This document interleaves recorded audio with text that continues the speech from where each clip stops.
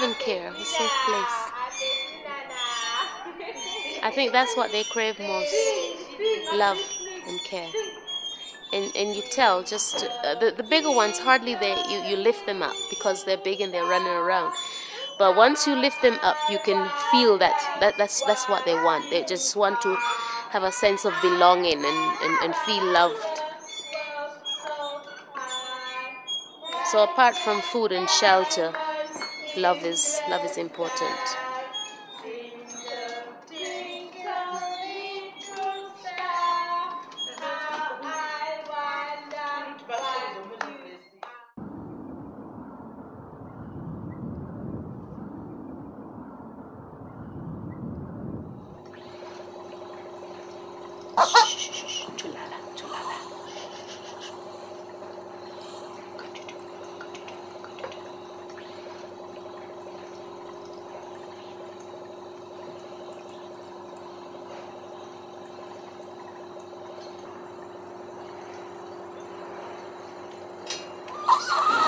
More children are dying, and it really shouldn't be a necessary death because it is a preventable disease. We take children in that are ill and they either come in and we're able to put them on drugs and make them well again, or they come for palliation and they have a comfortable place to die. Hey diddle diddle, the cat and the fiddle, the cow jumped over the moon. The little dog laughed to see such fun and the dish ran away with the spoon. Oh, a little louder. The dog laughed to see such fun and the dish ran away with the spoon. Oh, one more time. Diddle diddle, the cat and the fiddle, the cow jumped over the moon. The little dog laughed to see such fun and the dish ran away with the spoon. This little boy is 10 months old. He came to us at a month old. He's grossly HIV and TB positive. He's already had a whole 6 months on TB treatments, but he's still quite resistant to the TB, so he's on a second regime.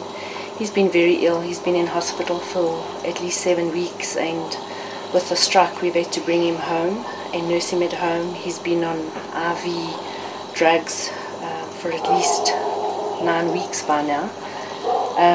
He is slowly improving. We're not too sure what his outcome is going to be.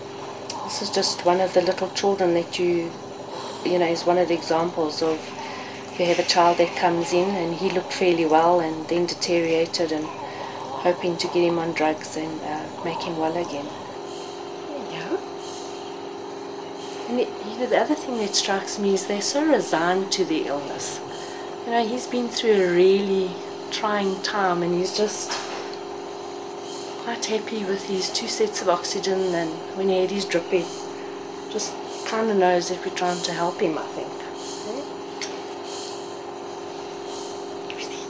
Did you get to smile? While the children are with us, I think our main drive is to make them feel loved and accepted and belong.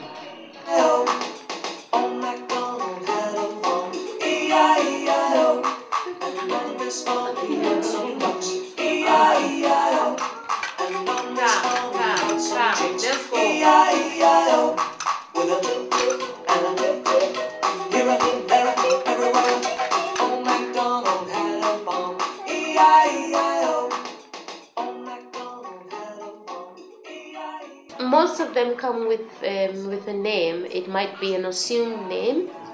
In the case of abandonment, it would be an assumed name.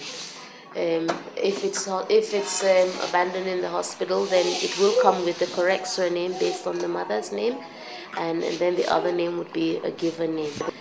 Her name is Grace. The memorial quilts that are hanging on the wall depict the child's personality in most cases. I mean, not all of them, but this one, like, I don't know if you can see the one with Nokutula Ngwenya. There's embroidery work with 2 doves which speak of peace. I think that was the idea behind most of the picture, is to bring out something about the child's personality or the meaning of the child's name. At the point of dying of this child, the mother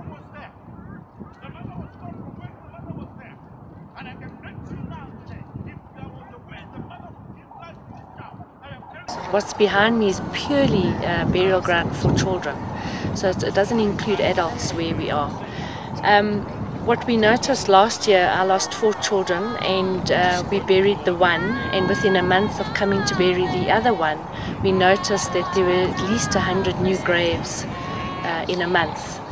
And so we started coming and filming and just taking photographs on a 3-monthly basis just to see how bad the death rate is, and we've noticed that we average about 120 deaths a month.